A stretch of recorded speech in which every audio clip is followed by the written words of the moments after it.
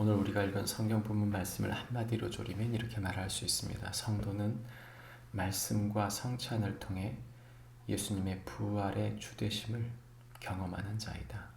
성도는 말씀과 성찬을 통해 예수님의 부활의 주되심을 경험하는 자이다 말해주고 있습니다.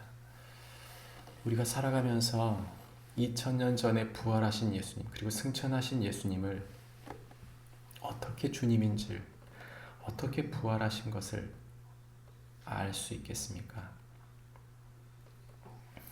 그분이 말씀하셨던 그리스도라는 사실, 그리고 그분이 우리의 부활의 주인 되셨다는 것을 우리가 경험할 수 있는 방법을 오늘 우리가 읽은 성경 본문은 우리에게 알려줍니다.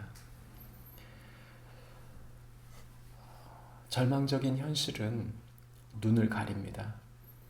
우리가 믿음으로 산다고 하여도 절망적인 현실이 끊임없이 우리를 괴롭히게 되면 우리도 이 엠마오의 두 제자들처럼 눈이 가려집니다. 그것은 그들의 낯빛이 슬픔빛이 된 것으로 드러나고 있습니다. 그들이 예수 그리스도의 죽음, 그 십자가 사건 때문에 슬픔빛이 되었을 때 그들 마음속에 예수님이 그리스도였으면 좋겠다 하는 소망이 있기는 하였으나 그들은 예수님의 죽음을 보고 그분은 그저 말과 일에 능한 선지자였다라고 단정해버린 것이죠. 죽은 그 사건, 죽음의 그 사건이, 예수님의 십자가 죽음의 사건이 그들에게 있어서 그저 예수님은 선지자시다 라고 단정짓게 된 것은 바로 부활을 경험하지 못했기 때문입니다. 우리가 예수님을 믿으면서도 그리스도의 십자가 고난과 그 죽음을 우리가 믿기는 하지만 부활을 알지 못한다면 그것은 좋은 선지자가 아깝게 죽었다로 끝날 수 있다는 것입니다.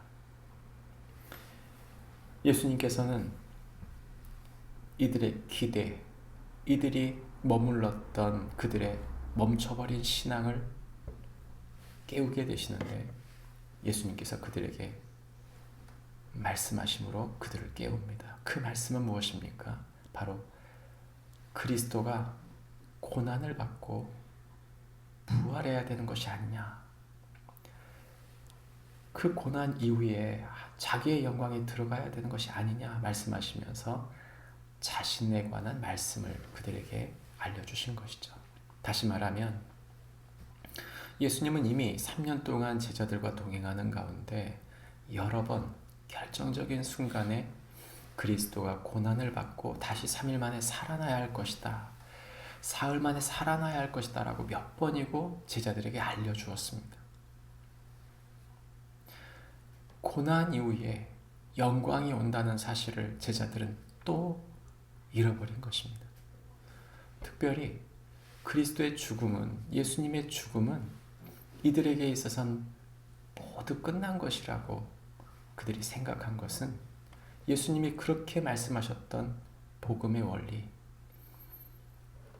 고난 이후에 영광이 온다고 하는, 십자가 이후에 부활이 온다고 하는 주님이 말씀하셨던 그 원리를 그들이 잃어버렸던 것이죠. 그리스도인들이 깨어나게 만드는 방법, 그리스도인들이 부활의 증인으로 마음과 생각과 그 영이 깨어나는 방법은 무엇입니까? 2000년 전에 죽으신 예수 그리스도, 그리고 부활하셔서 승천하신 그 예수 그리스도가 2000년이 지난 지금에도 우리에게 있어서 부활의 소망으로 다가오며 그리스도를 영광의 주로 섬길 수 있는 그 힘은 어디서 나옵니까? 오늘 성경은 우리에게 두 가지에서 나온다고 말합니다. 그것은 바로 성찬과 말씀입니다. 예수님께서 이 제자들에게 모든 성경에 쓴 바 자기에 관한 것을 자세히 설명하셨다. 모세와 모든 선지자의 글을 시작해서 하나님의 말씀으로 그리스도에 관한 것을 쭉 설명해 주셨을 때 이들의 마음이 뜨거워졌다는 것입니다. 또 하나, 그들의 눈이 어두웠던, 현실의 눈이 가렸던 그들에게 31절과 30절과 31절에서는 음식 잡수실 때에 떡을 가지사 축사하시고 떼어 그들에게 주시니 그들의 눈이 밝아져 그인 줄을 알아보더니 라고 말합니다. 예수님이신 줄 모르고 예수님에 대한 관심이 없다가 예수님께서 함께 음식을 잡수실 때 그 떡을 떼어 축사하실 때 이들은 바로 그리스도를 알아보게 된 것입니다. 그들의 눈이 밝아진 순간은 바로 그 성찬이었다. 성경은 말하는 것이죠. 우리가 믿음의 교제, 사랑의 교제, 내 가족이 아닌데, 내 혈육이 아닌데 누군가와 식사를 하고 그 식사 속에서 가족들보다 더 깊은 따뜻함을 느끼며 믿음으로 하늘의 소망을 가지고 서로를 격려하고 하나님 나라를 소망하는 사람들과 식사하는 그 자리 속에 주님이 계십니다.